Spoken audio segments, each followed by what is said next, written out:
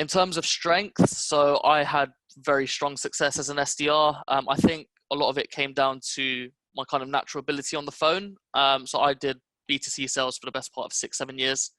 And I think sales is quite transferable in that sense. I think being able to understand value and being able to effectively demonstrate that is the same across business to consumer or business to business. So coming into the SDR role, and even as a BDM now, when I do the prospecting, when I do it, I just love having people on the phone, as having human to human interactions is something that's come quite naturally to me. So in terms of my strength, that's what it is. It's definitely not admin.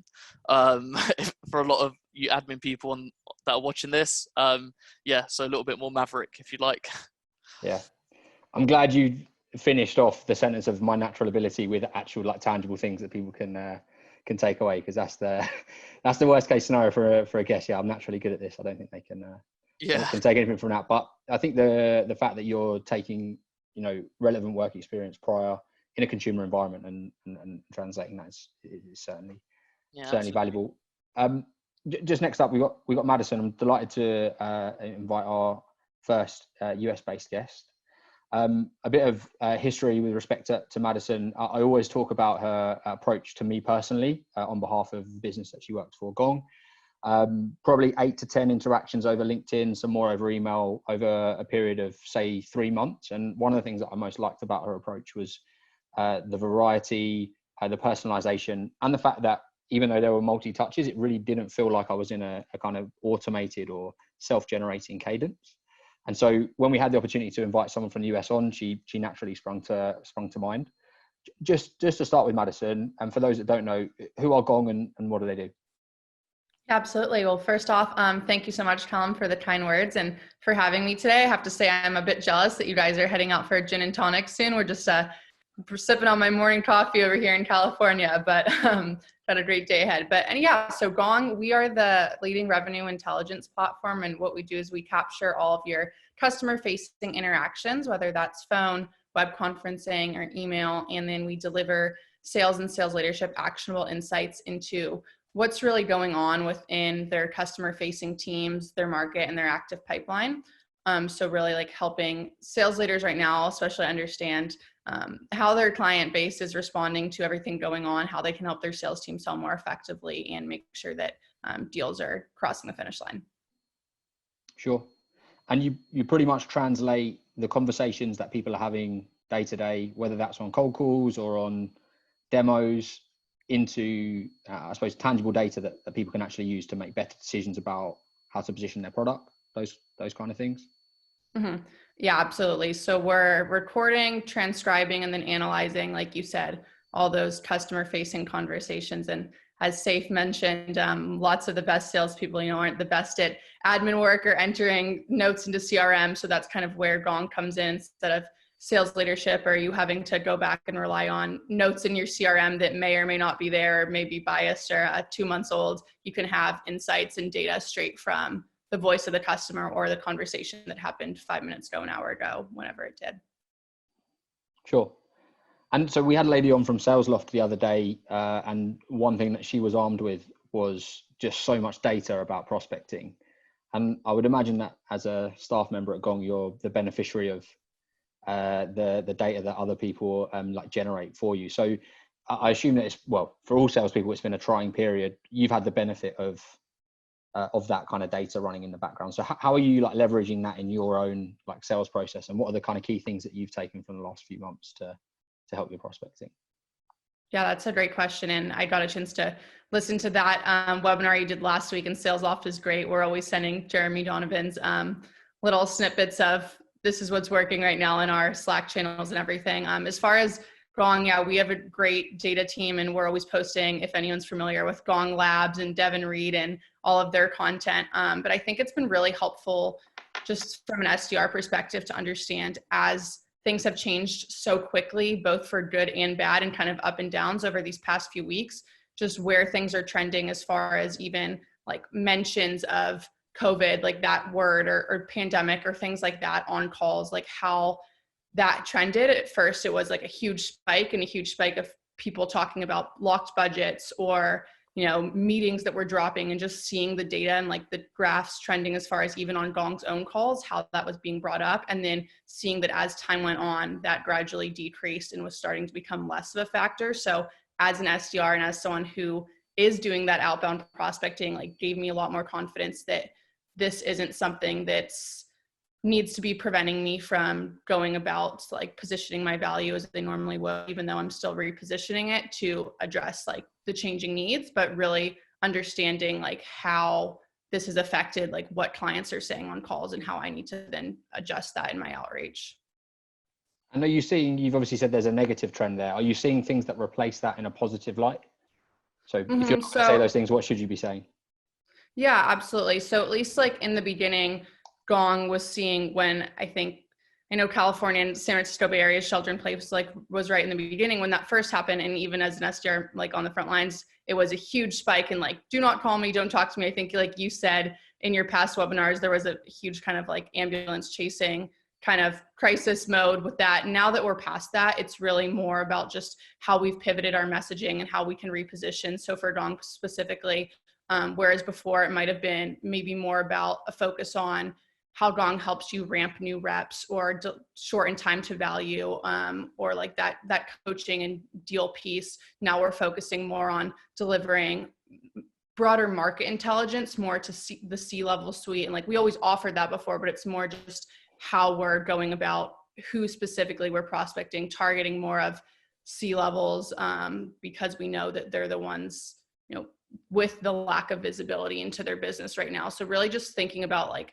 I know in the last webinar, again, like your panelists mentioned putting yourself in the customer's shoes. And I think just understanding like how their positions and their roles might be changing right now, and then being able to pivot your messaging or bring in topics or things that you might not have thought to say on your first 30 seconds on a cold call before, but now might be the most impactful thing for them and their business.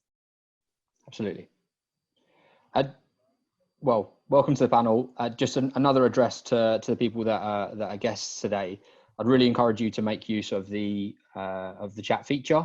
If you could send any messages to all panelists and all attendees, it would be great to get some ongoing questions so that we can try and keep it on topic to the things that are of interest to you right now. Just to dive back into something that you just mentioned, Madison, you spoke about the fact that you obviously have the background data that's enabled you to change messaging. There are some people as guests who maybe don't have the benefit of that data.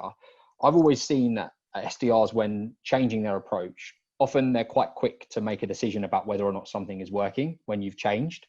And it's really important from my perspective that you give it time to mature. You will need to work on it as you go through the new verbiage to make sure that you can deliver it in an impactful way. But ultimately, you can't really make a decision about whether a message is being effective or not until you've probably had in the region of kind of 50 to 100 conversations. And that might be a 2 to 4 week period, depending on your connection rates and all those kinds of things. So for you, Saif, I'll start with you. Like, how have you found changing message in the past? And what would be your tips to anyone if you were looking to change the way that you're going to prospect? Yeah, so it depends. I think it comes down to the types of personas that you're reaching out to. So I think a lot of SDRs are very, very niche in terms of the type of people that they want to reach. So I know a lot of people previously will say, yeah, I've had great success with CEOs, and they'll just stick with CEOs, but they won't vary what they're saying. And I think the problem with prospecting is that it's an ever-changing kind of landscape. So you have to constantly A/B test the personas that you're reaching out to, as well as A/B test the messaging that you're putting out via digital format. I have to be careful here because I don't want to sound like I'm a representative of Gong, but we use Gong in all of our calls as well, and I absolutely love it because we do get to see persona on persona what is working, what's not working, but you hit the nail on the head. You have to give it enough time to create a representative sample. So we actually follow something called the Agoge Sequence. So it's a 16-step cadence over a 30-day period, which essentially incorporates a multi-channel approach, which would include phone calls, emails, and LinkedIn touch points. And then what we'll then do as an extension of that is have A/B testing of the emails that are going out. And then based on the calls that are successful or not successful, we'll record those calls and then we'll review them weekly.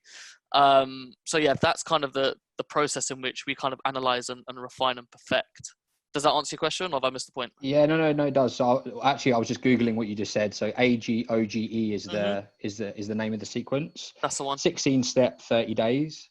So what you're really looking at is almost on some days like a 2-touch on like a 20-day working month. Yeah. Which is like definitely something that people should be taking away, which is that it's completely reasonable to be making a couple of touch points on a day with a prospect. Just to go into the A/B testing, like how much are you varying the A to the B? Okay, so we vary. So there's multiple things that we vary in terms of the email. So we A/B test the subject lines. We'll A/B test the body of the text. We'll also A/B test the media and the content that we're putting into our campaigns, because everything is value led. So what we'll then do is we'll dissect the campaigns that are going out, and then based on what is being more successful in terms of clicked rates or applied rates or even general engagement rates, we'll then understand what needs to be improved. So for example, if on step 1, the subject line A is a lot more effective than subject line B, we'll understand what about A was better, and then we'll look to incorporate that across multiple campaigns. However, if halfway through the cadence, we understand that persona B is responding a lot more positively to, let's say, a particular case study or a particular statistic, as opposed to a snippet of our solution, then we know that we still need to be a lot more value added in that area. So then we'll liaise with marketing and get more relevant content around that. And then we'll push that out, and then we'll test it, and then we'll refine again. So we're really testing what it actually is in terms of each stage of the campaign, because I think, let's say, at the top, it's a lot more manual. At the back end, it's probably less manual and less personalized maybe. So we'll test it out and see what's working at what stages of the cadence, and then try and refine it from that perspective. For sure. So it's really important to vary, but not have too many variables, so you can understand exactly where to really focus. Yeah. I think if you are going to have multiple variables, then you need to ensure, basically the key takeaway I would say is, if you are going to have multiple variations, have it across separate campaigns as opposed to multiple variations within one, because then it's impossible to tangibly identify what change has directly led to what result, if that makes sense. Yeah, for sure. And certainly something that we've seen is that it's a work in progress. Like, I don't think you should try and like suddenly push up your open rates or your meeting rates by like 100%, even 50%. It's over a period of time, as long as you track the data, and it can be done manually without tools like SalesLoft or Gong, if you don't necessarily have the funds or resources to do that, if you have a good organized process, and just take it step by step in terms of any changes you'd look to make. Madison, do you have anything to add on any of those points? I just want to add that I think that's a great point that you make, as far as not changing all the variables at once. I think, like you said, especially as SDRs, you see something maybe working or not working, and all of a sudden you've like uphauled your whole process and have done something completely different. And like that, when I've tried that, is not successful, or it might be successful once, and then you're realizing you don't really have a way to measure it. So obviously, like at Gong, I'm lucky to have a team that's is able to rely on a lot of like the data from all of our company-wide like customer facing conversations. But if you don't have that, I would recommend just really trying to study, even if it's just asking your colleagues, like having them forward you emails that worked, or things they've said on calls, like really just see it more as like gathering knowledge and like studying that, but not trying to implement all that change all at once. Like maybe you're changing a few things you're saying on calls, testing that out for a couple of weeks, and then reevaluating, instead of just trying to overhaul your entire script and to do what someone else is doing, because you still need to stick to like what you found success in historically and what you do best before you just try to make a drastic change. Sure. Yeah. That makes sense. I was just going to say, I completely agree. I think, especially with newer SDRs, I was so guilty of this when I started, but you treat every prospect and everyone that comes into your cadence as a sprint. But I think prospecting is a marathon, especially given the current environment. It's a lot more value-led. It's a lot more kind of drip-feeding bits of content and staying relevant over a longer period of time. And if you don't incorporate that mentality in the way that you're approaching your campaigns, and you just try and go from 0 to 100 in each step, it just becomes a complete mess. And you don't know what you've changed. You don't know where you are. And yeah, it just becomes so messy. So I think having that structure and then making little changes as you go along is definitely a lot more effective to find out what works for you, because what might work for me might not work for Madison, and vice versa. So making those little changes is really the key to finding that sweet spot, in my experience. Sure. Definitely. I think something you touched on there as well, Madison. Some people might be beneficiaries of being sat in large teams. And so you can really shortcut a lot of the understanding by collaborating and having a sense of community. But also, if you don't have the benefit of being part of a large team, like, you can seek that from outside of your organization. There seems to be, particularly in the sales development space, like quite a lot of people who are looking to share knowledge, whether that's cross product, cross sector.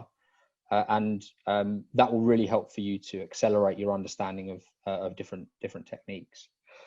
Just to dive into one of the questions that's come in from Adam, I think I've understood the question right. Basically, we've touched on a multi-channel prospecting process as one which is valuable, but where are our preferences? And as said, there's some reference about how calling and emailing, how to use that alongside each other. I think firstly, from my perspective, I'm hugely biased in the fact that EngageTech are primarily like a cold calling business. It's 95% of the work that we do. I think I've always tried to champion the fact that anyone who is in a sales development role who isn't cold calling is essentially finding a reason not to. I come from maybe an extreme end because of the business that I work in, but I am very confident in the fact that it is the best way to ultimately have a meaningful conversation with someone. And in any other means of connecting with someone, your ultimate goal is going to be to have a call or to meet with them.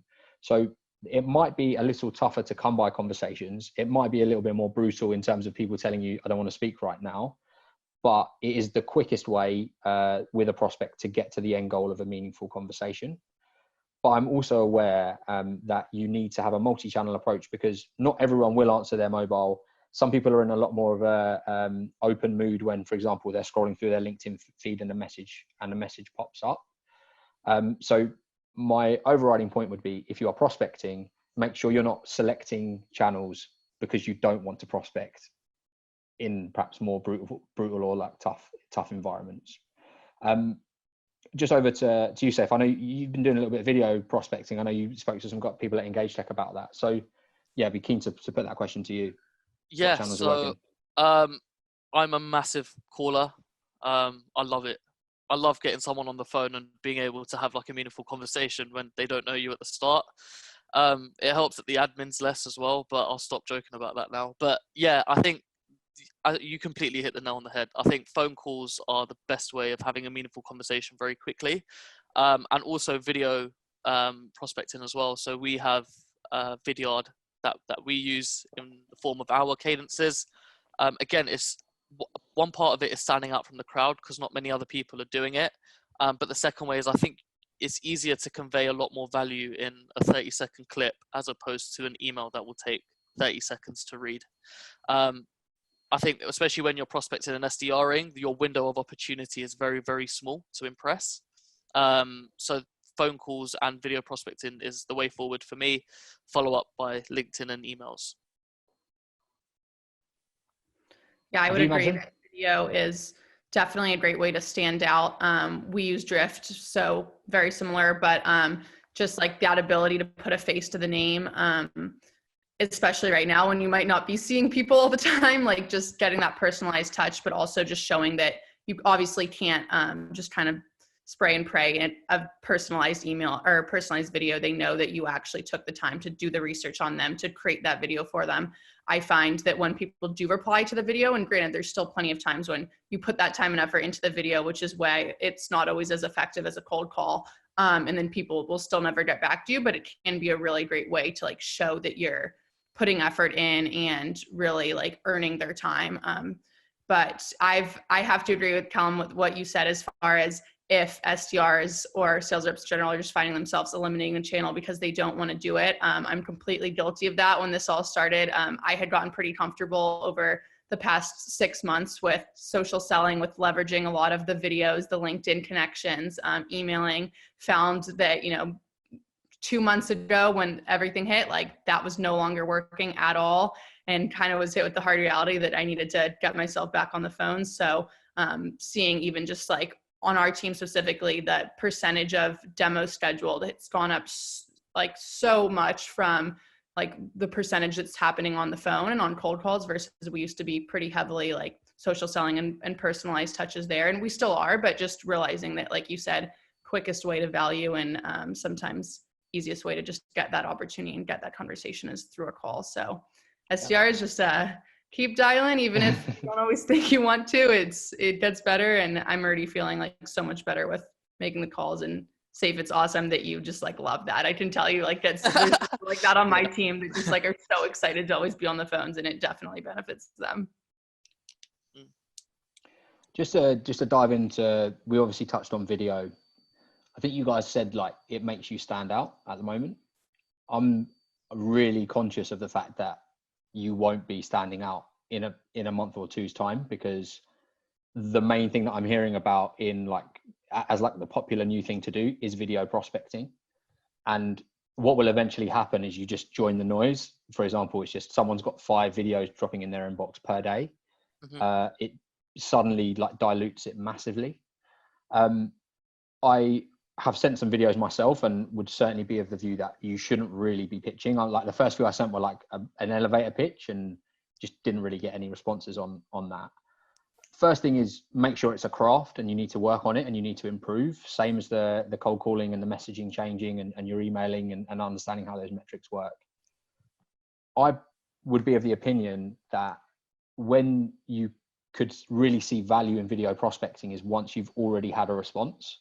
So like at a later stage in the process, once someone's already engaged with you, I think a lot more can happen in a 1 to 2 minute video, and your time spent in that act of prospecting is so much more valuable than for you to send 100 cold videos. Another really interesting way to potentially do that would be in a reference situation. So you're speaking with a champion, you want to like get in contact with the buyer, you drop them a worded message saying, I caught up with your colleague earlier today, and follow up with a video where you can catch them up on that conversation and talk about your next outcome. And so from my perspective, try not to dive into a fad and try and look at it like, how could I actually leverage this, know my ideal customer profile, know my own cadences, know my own message, and make it bespoke to you, rather than just thinking, I'm just going to tick the box of video prospecting and suddenly expect like 100 leads a day to drop into my lap. It's really important that you make that differentiation. If you don't mind me kind of butting in here, I think you completely hit the nail on the head. When I say kind of video prospecting to stand out, I would never make a video my first touch point. I actually wouldn't use it until step 5, 6, or 7. So Cognism, because we do run quite a few campaigns, we actually have insight into quite a lot of data. And what the data actually showed is that the average C-level or C-suite, whatever you want to call it, actually responds on step 8, 9, or 10. So that's where I decided to put my video and my video into the cadence, because salespeople are inherently lazy. I mean, I'll speak for myself maybe, but we'll try and reach someone 3, 4, 5 times if they're lucky before a lot of people will tend to give up. But by that point of 6, 7, 8, or 9, they should hopefully be familiar with your name, because you obviously would have tried to call, you would have emailed, you would have sent them a LinkedIn message. So when that video does drop, it does allow you to stand out a little bit more, because the chance of them opening it are a lot higher if they've already kind of noticed your name before. That's what I saw when I A/B tested it. Of course, I A/B tested a video right at the start. I actually saw a lot of people open it just out of curiosity, but the reply rates weren't great. And I guess, again, it's probably because of the lack of value right at the top as opposed to later on in the cadence. But again, just my experience. Yeah. I think that's a great call out from both of you guys. I've found that in my own experience as well. Kind of curious, you mentioned it's like your 8th or 9th touch. Is that over email then, or over LinkedIn, or are you doing both? So the typical Agoge sequences is quite call heavy at the top. So I'll go call, email, LinkedIn. I'll do call, email, and then wherever video falls into that second automated email, that's where video would go in. Interesting. I've mostly experimented with video on LinkedIn when they've already connected, just because I wasn't sure if it would be as well received over email, but I'm definitely intrigued and we'll give it a shot as well. Like you said, Colin, like I feel like it's just like it's another touch point in sequence. Like you can't expect a silver bullet with video. Like I know I had a few successes right off the bat with it. And I was like, oh, when I send a video, I'll get a meeting, and it's not going to be like that. So just like understanding it's another step in the cadence. Yeah. Callum, have you? I'm quite interested to learn. Have you ever tried to prospect US and UK simultaneously? Because a lot of the people that I speak to within the team, because we have offices in New York as well as here, that video prospecting, especially via LinkedIn, is a lot more effective than it would be with the UK crowd, just culturally. I don't know if maybe you had any insight on that. I'm always kind of keen to learn the cultural differences too. From my perspective, the only comparison that I really aware of is that if you're cold calling, you're probably looking at about like a 3% connection rate in the US, whereas in the UK, you might be looking at closer to like 8 to 10%. But for me, that would maybe point to why LinkedIn video prospecting is seeing like good results in the US, because they're not necessarily seeing the connection rates that you would over the phone. And just another point on what you guys are talking about with the video stuff, voice notes, I think, also apply in this situation. It's another like sensible step, which seems like it's coming into fashion. I imagine there'll be some people on this webinar today where the idea of them like hitting record on a camera is not particularly high on the list of things that they want to do. So when you're sending videos, what would be your tips? Saif, you want to take first? Yeah, go first. I guess for me it's Larry wallpaper is a good start. Yeah, Larry wallpaper and dodgy China. Yeah, that's a good way to start. I guess for me it was just kind of breaking through the initial pain. I kind of thought of it as my first 10 cold calls. I remember when I first joined Cognism, I did anything in my power, even admin, to not cold call. And it was the same for video prospecting when Dave, who's our inside sales manager, told us to incorporate it. I tried to avoid it like the plague. I ran it multiple times and I would do 15, 16 takes before I was happy with it. But there just came a point where I just had the value prop that I wanted to give in that particular video. I recorded it, watched it back, make sure I didn't say anything or trip over my words, and I just sent it. I think for me, it was just ripping off the plaster and just going for it. And that's just how it worked for me. I'm not much of a perfectionist when it comes to that kind of stuff. Cool. Anything from you, Madison? Yeah, just that I agree that at the beginning it'd be like I could spend 20 minutes on one video and ultimately like that's not scalable. That's kind of a waste of time. So realizing that you just needed to kind of send off your first shot one or second shot one, even if you make mistakes on it. Mistakes ultimately like make you seem more human. They don't want to. If they wanted a video from a bot, they would go on and like look at your demo. You know, it's nice to put a face and a human touch to the name. So like if you mess up, even if you have to, stumble over your words or correct yourself, I just send them anyway. I don't think you should be re-recording them 1,000 times. And also a key for me was cutting down the length of them. When I first started, I was trying to give my entire elevator pitch of why Gong and why them and why now. And now I just try to keep it like 40 seconds, even if it's just to introduce myself, say like a sentence, why I want to connect. And then using the follow-up from there is for me been like a key, like not even the video itself sometimes, but then being able to follow up, or even then when you call them reference, hey, I sent you a video, not sure if you got a chance to check it out. So almost just like using the video itself more than, or using like the video premise more than the video content even itself. Yeah. I think a couple of things just to touch on that you guys have both spoken about. Firstly is the awareness that comes from the multi-touch cadence and multi-touch prospecting that you're talking about. One of the main things with respect to your approach to me, Madison, was I didn't really know about Gong when it started, but by the time it finished, I was so familiar with the name. The fact that I hadn't even replied didn't really change the fact that I was now aware, and you transitioned me to like in the Gong funnel through that activity. And so even if you're not getting responses, particularly if you're prospecting via message, don't be disheartened. It doesn't mean that you're not actually making like progress in that manner. The second thing, just a sort of subtle point that you touched on, Madison, was about the difference between prospecting in LinkedIn via video and then doing it via email. My experience of email prospecting with video is that someone would need to click on the Vidyard or the equivalent vendor link to take you to a different browser. Whereas in LinkedIn, you would literally just hit play in the current platform that you're actually in. I'm really interested to see if like the suppliers will eventually find a way to embed a video truly in email, so you don't actually need to leave. But I would have thought that additional step could slow your your follow through rates. As in, someone clicking out of their email browser, they might be less likely to do that than just hitting play in LinkedIn. just an assumption, not necessarily backed up in any data. Point, we've dabbled with sending videos with an elevator pitch versus videos with just a short hello, etc. Which have you seen work more? I guess for me, elevator pitch, I don't really like the elevator pitch in the general sense. I would say, in my terms, business value with C-level, and the more hello, introducing myself to end users. So that is to other SDRs, other BDMs, other account execs. The hello, introducing myself worked well. Because we pitch all day long. Last thing we want to do is get pitched ourselves. But with C-level, it's, if I'm going to open this video, you sure as hell better give me something that's worth my time. And a hello doesn't normally cut it. And that's when I would typically lead with a little bit more business value. But yeah, interested to hear the variations in results here. Yeah, I think you hit the nail on the head with that.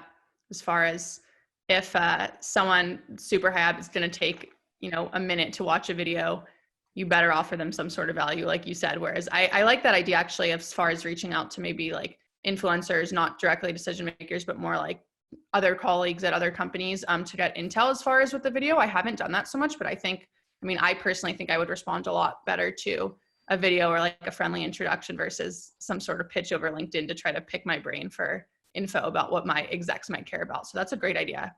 Yeah, I think for a lot of the people that I speak to, especially if you have a product that is quite a complex sell, if you are going to be speaking to a decision maker where it would be massively beneficial to have some understanding of the current workflow within the business, then getting in comfy with the end users is so valuable. Because if you can go to a decision maker saying, I know X, Y, and Z, this is how you might be able to benefit, that's so much more powerful than even generic business value. So I think there's a lot to be said about delivering value and prospecting towards end users as well, which you could kind of do your own webinar on. But yeah, completely agree.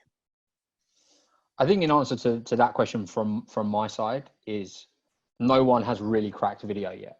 No, and like it could be you as Shine, you asked that question, like if you're willing to put the hours in and to experiment and to really go with it, there's going to be something that comes out like within the next year of someone that's literally just cleaned up because they worked on it. They came up with their own process that really caught fire. And why couldn't that be you? So just be willing to experiment and try things out. One thing that I was quite keen to dive into was just a little bit about meeting management. It's not really anywhere near as fun as video prospecting. I'm just conscious we've only got about 6 minutes left, so I just wanted to just get a couple minutes from each of you just on the topic. So I've always tried to view it like there are two distinct different jobs. Book a meeting and make sure it goes ahead. Very different skill sets, very different activities. And I would say there are a lot of SDRs out there that have been hit by not being able to do the second part particularly well, particularly in the last quarter. So say for you, like how do you manage that process? Are there any tips that you'd like to share? Yeah, I love this topic because when in my first few months as an SDR at Cognism, the first 2-3 months, I think my no-show rate was about 20%, which is crazy high when you think about the amount of work it takes to book in a meeting. But I had absolutely no idea what I was doing wrong. And I think for me, it's because a lot of SDRs think of booking a meeting as very transactional. So the end of the cycle is sending someone a calendar invite. However, where I saw a massive increase in my attendance rate was actually the people that you're booking in with booked in with you because there was value. And now in order to keep them engaged all the way up until the meeting date, you need to still deliver value. So the first way that I did that was by setting an agenda. So in the calendar invite, I would briefly recap the main points that we spoke about and the areas that we were looking to address. And then that went in the calendar invite. So they always had that. And then depending on the length of time between the meeting, from the booking in to the meeting, yeah. If it was, let's say, a week, I would do a check-in maybe every 2-3 days, just confirming that they're still good to go. I'll probably just do that once, and I'll give them a call in the morning of the meeting just to confirm again that time was good for them. However, if there was slightly more time in between, then what I would do is I would make sure that I'm sending them relevant content that is based on what their pain points were. So marketing create quite a lot of collateral, and there's quite a lot of collateral on LinkedIn.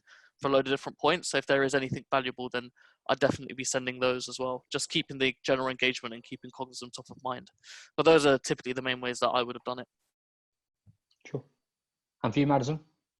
Yeah, I agree with everything you said. I think for me, one of the keys has just been trying to book a meeting. Like, one would be trying to book a meeting as in a like soon time frame after you have that conversation. I know on our team, like, we're not allowed to create opportunities that are greater than 2 weeks out, just because we found that the no-show rate on those were so high, it wasn't even really valid opportunities. So trying to keep those within, you know, a few days of when you have that initial conversation, so you're still top of mind, is huge. But also, I would say for the most part, anytime that I've had an issue with no-shows, obviously it's been a little different in the last few months, just with, you know, elements out of our control of no-show rates. But like, it's always been when I'm not creating enough value, like personalized to them, or that they actually care about within their role. So even if I've done a lot of company-wide research or industry-wide research, unless on that conversation, whether it's LinkedIn, email, phone, they actually like are tied into the solution enough to want to solve for the problem that we're discussing, or that they think it's going to directly impact them, why would they, you know, everyone's super busy, take time to chat with you? So I think even like Callum, you mentioned earlier, like the nurturing that you do before that first meeting happens, like you mentioned, I kind of took you further down the funnel before you'd even responded, like making sure that every time you're following up, even if they haven't responded, you're still delivering unique value on something new and something that's personalized to them, so that by the time they actually do agree to take the meeting, you know that they're bought in enough that they're going to want to show up, versus if it's just like a first touch, you read them on a cold call and they say, oh yeah, sure, like this sounds interesting, the chances that they're going to be invested enough to want to have that conversation are probably very slim. So actually, like, building someone up over a 2, 3, 4 week period, multiple touch points, is maybe better than the one-time booking in terms of the attendance rates in your experience. It's a good point that I hadn't necessarily really considered in depth before. Just some interesting points. I've shared some data on my LinkedIn profile this week. We've had, I think since the company existed, about 25,000 meetings. We have typically seen that attendance rate between 5 to 6 p.m. is 90% plus. Attendance percentage from 12 till 1 is 80% plus, and is better than many other hours in the day. Booking meetings on the half hour, 2% less likely to happen if you book it at any other time that isn't on the hour. And if you book meetings on the hour, there's a further 2% penalty. Basically 99% of our meetings happen before the third time of asking. So if someone is rescheduling often, then like basically can it after the third attempt. And in situations where an invite was accepted, 12% more of our attended meetings had the invite acceptance than without. So put time into getting that follow-up. Put time into following up to get the invite acceptance. For those of you, just as a brief summary, there are a couple of people that were mentioned, Devin Reed and Jeremy Donovan. Definitely follow both of those guys on LinkedIn, and there'll be some good content there. A/B test across different personas was something that Saif mentioned, and check out that 16-step cadence in a 30-day period. Madison touched on community. I think it's really important to make sure that you're sharing intelligence within your business. And if you don't have that option, then build some connections, grow your network into other similar companies, or companies that service the same customer, but with a slightly different product. Check out Cognism, Vidyard, Gong as potential tools that can support you in this process. Alternatively, you might have to get creative if you don't have money to spend right now, but I'm sure there are different ways that you can do that. And an interesting point that C-suite responding on step 8, 9, and 10, typically if you've got a cadence.